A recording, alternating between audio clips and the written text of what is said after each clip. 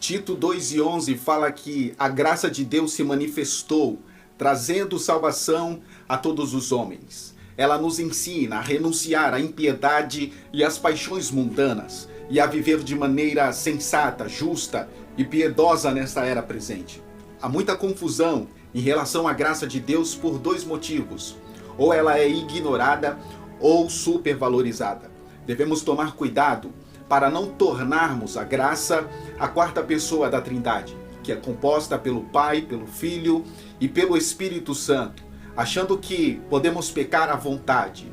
Isso é supervalorizar. Também devemos ficar alertas para não ignorar e excluir a graça, fazendo da salvação o resultado de boas obras conquistadas pelo esforço e mérito humano. Precisamos encontrar o equilíbrio. A informação que precisamos compreender sobre a graça é que ela salva.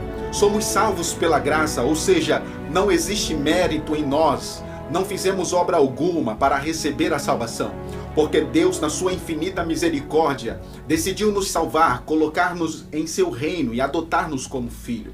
Isso é graça. A graça que nos salva, a graça que nos ensina a renunciar à impiedade, às paixões mundanas e a viver de maneira sensata, justa e piedosa nesta era presente. Se em primeiro lugar a graça de Deus nos salva, em segundo lugar ela nos ensina a andar em santidade. São duas faces de uma mesma moeda. De um lado, ela nos salva. Do outro, ela nos ensina a andar em santidade. Os dois efeitos coexistem. A presença de um atesta a existência do outro e a ausência de um comprova a inexistência do outro. Com a graça de Deus somos salvos, desafiados e encorajados a renunciar às paixões mentirosas e pecaminosas deste mundo, andando de forma santa. Paulo fala muito da graça de Deus e foi interrogado pelos seus opositores sobre o perigo dessa mensagem. Afinal, eles diziam que se você disser que é pela graça de Deus que os homens são salvos, eles poderão viver pecando à vontade. No entanto, Paulo sabia que o resultado era justamente o oposto. A graça de Deus é o combustível para uma vida piedosa. Imagine que você seja alguém que faliu, que quebrou financeiramente, perdeu tudo e terminou como um mendigo, morando debaixo da ponte, passando fome, sede, sem poder tomar banho e sem ter um lugar para dormir. De repente, certo homem aparece embaixo da ponte e começa a chamar você pelo nome. Ele está à sua procura. Mesmo com medo, você se apresenta. Esse homem tem um papel na mão e diz para você: trago notícias do seu tio. Ele estava muito doente, perto de falecer, e deixou um testamento. Ele tem um único filho e aceitou dividir toda a herança dele com você.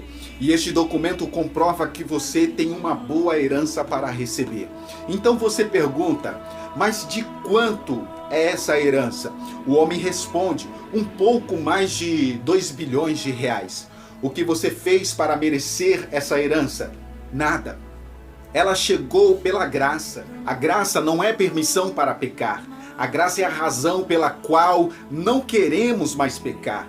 Ele nos amou primeiro e esse amor é tão constrangedor que queremos agradar e nunca dizer não para esse Filho único do Pai, dono do universo, que decidiu generosamente nos colocar em seu testamento. Nós temos parte da herança de Jesus. Isto não é permissão para pecar. Isto é a força que Deus nos deu para vencer o pecado. A graça de Deus nos salva e nos ensina a renunciar às paixões deste mundo. Você não deve supervalorizar a graça e viver como um mundano, e nem deve excluí-la, vivendo uma vida de religião litúrgica e superficial. A graça de Deus é a salvação gratuita.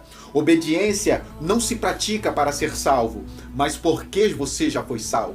Jesus pagou o preço pela sua adoção. Você não é melhor do que o seu irmão ou do que qualquer irmão algum. Aliás, você não é melhor do que os incrédulos, pois ambos estariam perdidos se não fosse por Jesus. Por outro lado, aquele pecado, aquela fraqueza e as suas limitações não anulam a salvação, pois você já é filho de Deus e herdeiro de tudo por meio de Jesus Cristo.